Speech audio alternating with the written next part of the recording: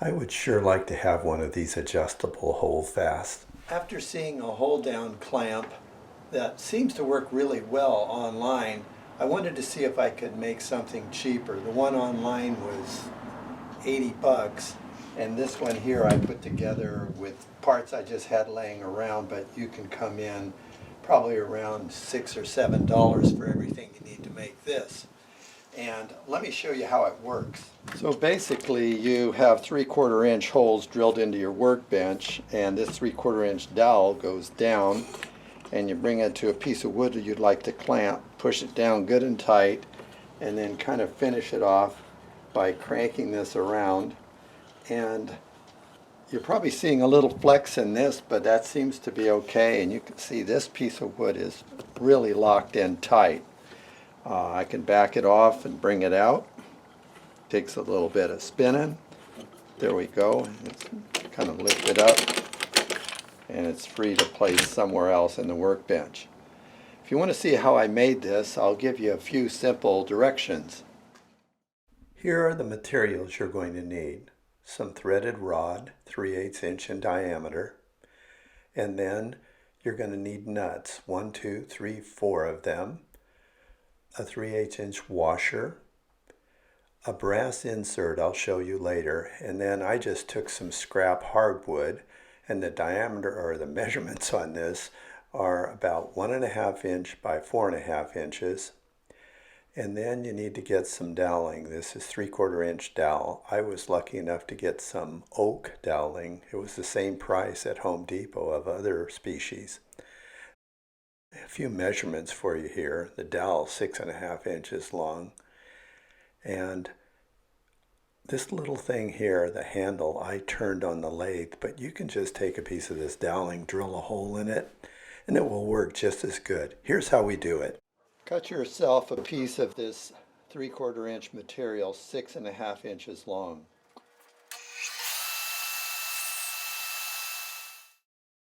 Here I'm tapering the end with a little bit of sanding. When you're finished cutting that 3/4 inch dowel, now it's time to drill a 3/4 inch hole in the top piece. Now there's a little trick to this.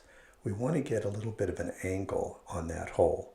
And the way we're going to do that is when you set this down into your workbench, you want it to be tipped slightly forward, and with a little bit of jiggle room in there, it's forced back, and it puts stress on that joint in the center.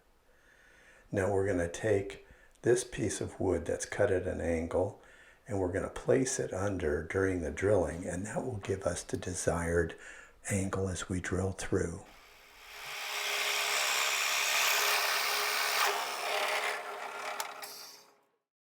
My next step is to drill a hole, a 1/2 inch hole into the top of this, and I'm doing that so I can put a brass insert in here. Now that brass insert is placed in using a little device that I'm going to show you right now.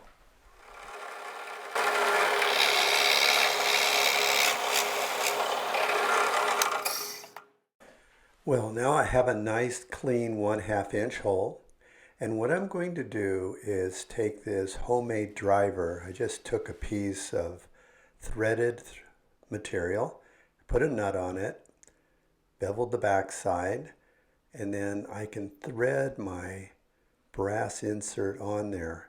Now when I go to drive this in, this wood is very hard, and this is kind of putting stress on it, but we'll see what happens here, and I drive it right in. Well, now I have this situation. I want the base of this to pivot. Now how do you think I'm going to do that?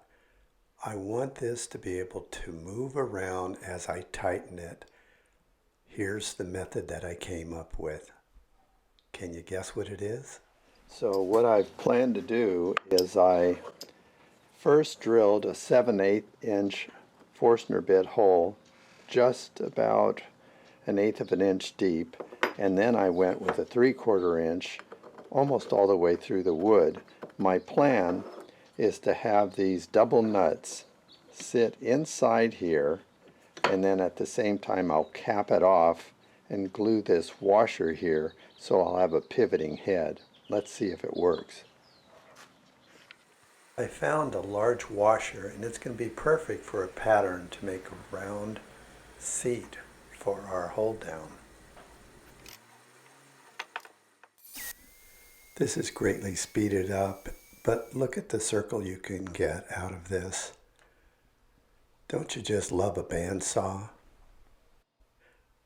Now, after threading my washer on, I take two nuts and flush them out at the end, turn them in opposite directions, and then cinch them down really tight with these wrenches. There, fits just like that. Now, before I glue this in, it's such a tight fit. Take a look. I'm going to take my little saw here and cut some grooves into the wood so the glue can get in there and give me a really tight bond. I'm going to go all the way around with this. There we go. I'm going to grab a little bit of this tight bond and put it around the outside surface of this dowel that I've notched. And I'm a little concerned because this is a real tight fit. You know what? I need to put a little toweling underneath to prevent any squeeze out. And wait a minute, before I hit this with a hammer, I better grab a clamp and take a clamp and squeeze it on both sides, and this may alleviate any splitting I get when I tap this in.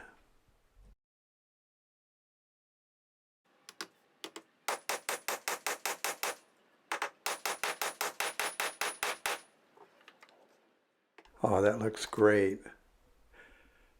A little bit of squeeze out on the bottom. I'll take that off with a towel. Here's a real simple way to finish your project. Make an aluminum pan with just folding up the corners of some aluminum foil. Drip some of this Watco oil over, and then grab a dry paper towel, rub it in, and after waiting about 15 minutes, rub off any excess, and you're going to have a beautiful finish. Wow, I'm really happy with the way this turned out. It's easy to use, clamps down nice and strong, and really ended up costing me almost nothing. Thanks for watching.